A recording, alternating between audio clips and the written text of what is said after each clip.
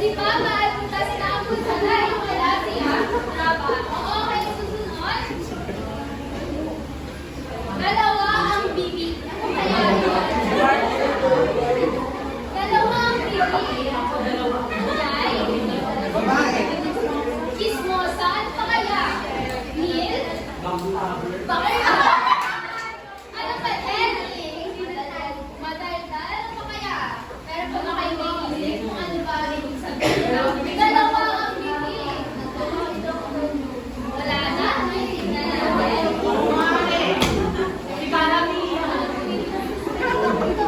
Madaldal. Okay, gamitin sa pangusap ang salita. Dalawa ang bibig. Marifel. Ang aking kinain. Dalawa ang bibig. Dalawa ang bibig. Ano pa kaya? Ang kamay naman. Wala na ba?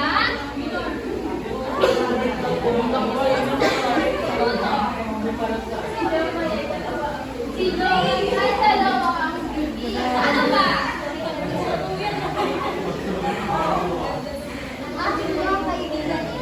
Ang aking mga kaibigan ay dalawa ang bibig. Ayan.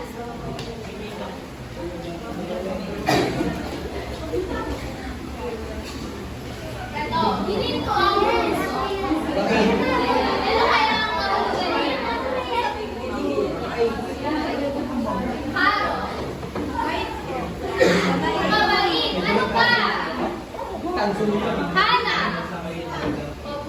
Mabuti. Ano pa? Yes, sir. Okay. Pag sinabi natin ginito ang puso, ang kahalaga nito ay mabuting kalooban. Yan ba yun? Nahihindi naman sa pangungusap ang salitang mabuting kalooban. Sige, minor.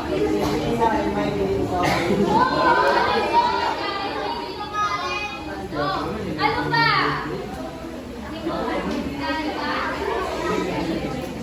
Si Mama ay may ginito ang puso tuwing ninay-kita ng mga Yan, si Mama.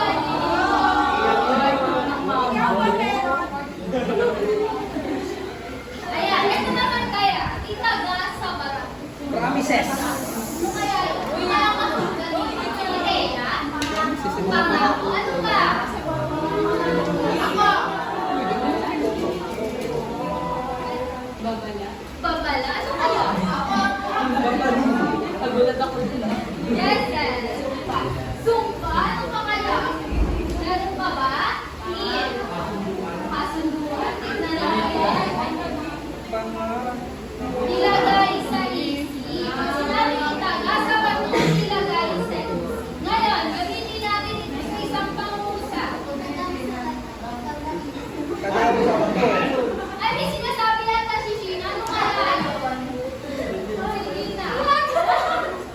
Itaga mo sa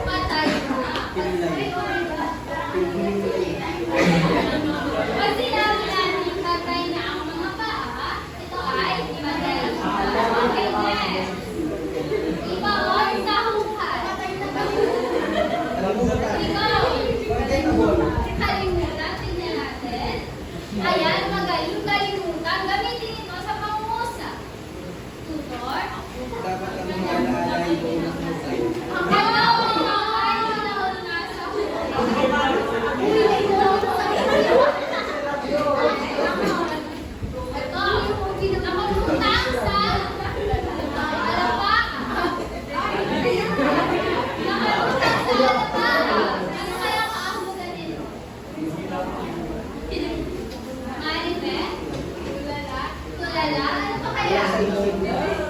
Yan. Madami iniisip, tignan natin. Masaya ba? Oo, tama. Pag sinabi natin na masaya ba, ang ibig sabihin nito ay masaya. Okay? Next. Yan. Naintindihan ba kung ano ang sawitain o idioma? Kung naintindihan nyo, meron ako ditong ba. Ibabasa nyo ito sa inyong kaklase at kapag tumigil ang tugtog, kung saan natapat ang box, kukuha na